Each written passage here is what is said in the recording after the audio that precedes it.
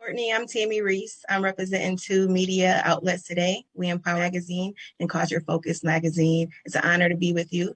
And my question would be, what impact do you intend to make for dire Power fans? What reaction do you want them to get from, the new Power Book 3, The Universe Continues? Okay, yeah. What do I want Power fans to expect, and what kind of response they have? I want them to scream at the TV. That's what I always want you guys to do. I listen, my desire is really clear. I want people to interact with the TV.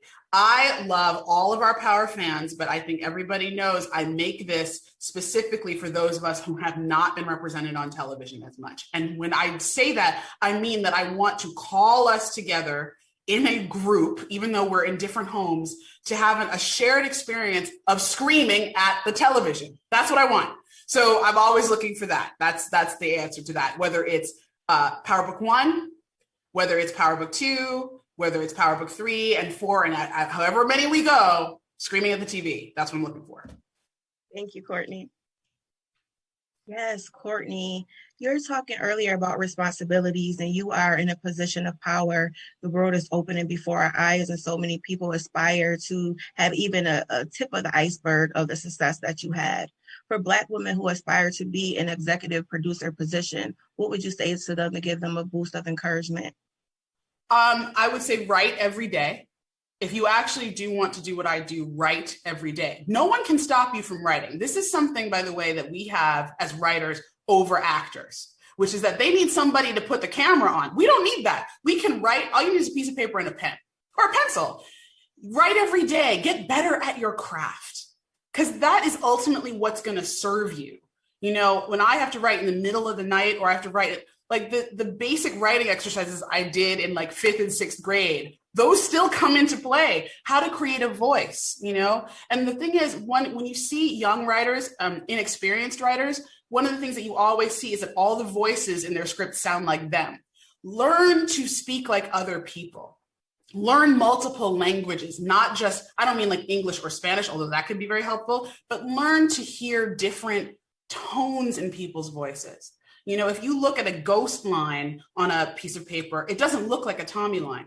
Ghost uses 4 times as many words. He'll explain his whole thing. Tommy will say, yup.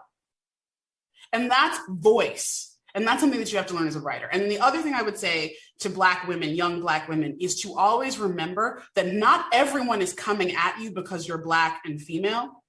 They're coming at you because they're insecure. It's about them, not about you. So you always have to remember that, because you'll react with being triggered by racism or sexism, when what you really should be learning is, oh, you feel you're less than me. Okay, cool. I got this. I can neutralize that. You know what I mean? Learning how to not be pre-angry or pre-activated when you go into a situation that is about power, but owning your own power from the ground up is really something that I had to learn over time.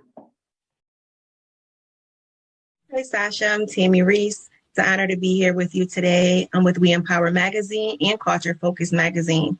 My question to you on a writer standpoint, no pressure, writing for the Power universe, right? Right.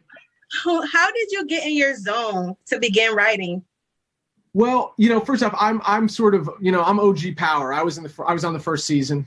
I have a lot of Power DNA in my brain from that first season. But listen, it's always a challenge, Tammy. Because the blank page is every writer's, it's every writer's worst nightmare. And look, 50 and Courtney came to me and said, we have this idea we think could be cool, an origin story for Kanan. We feel like there's a version of it that could be sort of Goodfellas-esque, and go figure that out.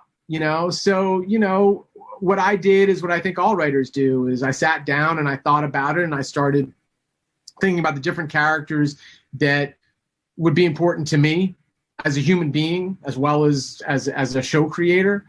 And you just start populating the world and figuring out what the stories might look like and what they might feel like. And also a big part of it is, because this is an origin story, a prequel, we know who the character is.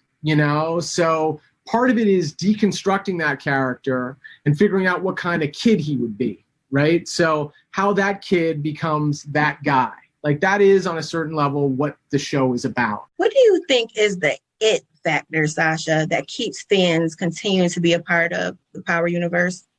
Yeah, great question. I think the it factor is it's the characters. You know, I think that's really what keeps people coming back. And also, I don't think that there's anything really else like Power on television.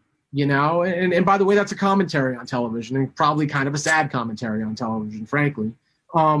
You know, I think it speaks to a world and experience that doesn't exist on too many other networks or channels or whatever, you know.